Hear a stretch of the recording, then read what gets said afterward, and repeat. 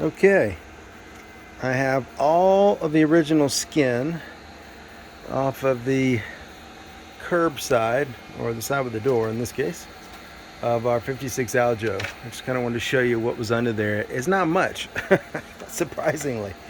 It is framed up, kind of a classic, stud and header frame like you'd see in a house, but there's just not a lot to it. Which I guess in a way is good for me, but I would have to go back in and add when we build. So anyway, I want to show you the rot is where you would anticipate the rot being, right? Along the wheel wells, all along the door frame. In this case, all along the door frame, top and bottom. Everything along the bottom sill. And then the top, some of those boards look brand new. Most do not. So, not much damage under this window either, so it's impressive. This has that traditional canned ham wrapped plywood strips on the edge design. If you've looked this up at all or watched any of the other videos, you've seen that. Again, my original plan was to use this as my template, and that's still the goal, but I'm stopping now so I can take detailed measurements and draw it out just in case the thing falls apart, because that would really suck. One thing I want to point out, taking this tin off, they wrapped the roof over the sides, which makes sense, and then your J-rail would mount on top of all that. So they just physically bend this lip over.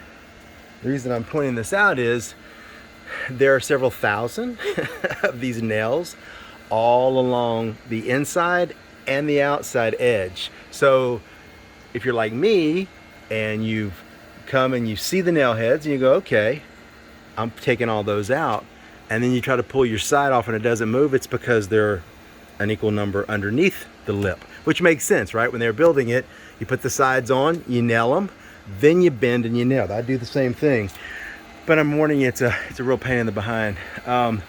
Second thing, the nails they used, see again, I'm used to pop-up campers, so it's all sheet metal screws and rivets. A lot of nails in these campers, some wood screws, and you can tell because most of them have flat heads, which as opposed to Phillips, that's a telltale sign it's old. These screws, I'm sure you can't make out the detail, have a spiral design. It's similar to how they build pallets now. You ever try to take a pallet apart? You'll be there all day. Those nails spin as they're driven in, and then they aren't as likely to back out over time, which again is brilliant. That's the way I would do it too, but you're gonna have a hard time pulling that out, especially when it's rusty. This is one of the better ones. So what I did, and this is where I used this in some cases, just a typical woodworking pry bar. What I found was it worked great in getting this lip pulled away from my side so that I could then use this. Now, I'm not saying you have to do that, but I put a metal blade in my oscillating tool, and it made a lot quicker time of it. The first panel I took off, I tried to pry the panel off and then pull with each. That was a bear. Still have to do it on some, but I'm telling you, there are thousands of nails in these things. If you try to do it this way, you may be here all week. So I pried, I cut, and even though most of these nails are rusty, they were still pretty darn tough to cut. Now, the consideration here, of course, is when you're cutting, grab the tool, I would come at the nail like this, right? You have to be careful not to come all the way through. Now you've got a hole in your sheet metal that'll be difficult, if not impossible, to patch. So I came at it at an angle.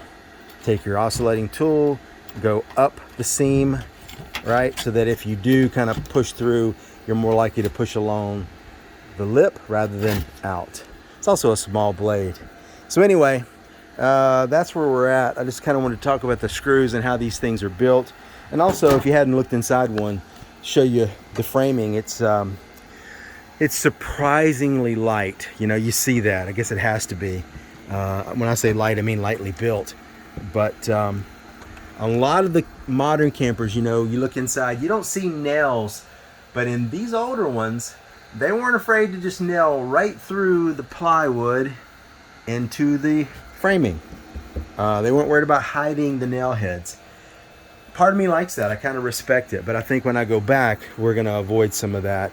We're probably going to glue the panels to the framing and then nail where it will be more discreetly, not seen. Okay, here's a good example of one of those screws. It missed, in 1956 when they were building it, it missed the, we'll call it a stud, even though it's 1.5 inches long. You can see what they've used. Really tough. So, all right, I'm gonna start measuring and taking notes, and I'll just point out one more thing. Look how good most of this plywood still looks. I mean, that's amazing given how old this thing is. I'm telling you, I was sitting in a field in Nebraska, so it should be in much worse shape. So hats off to the original craftsmen, because they did a great job.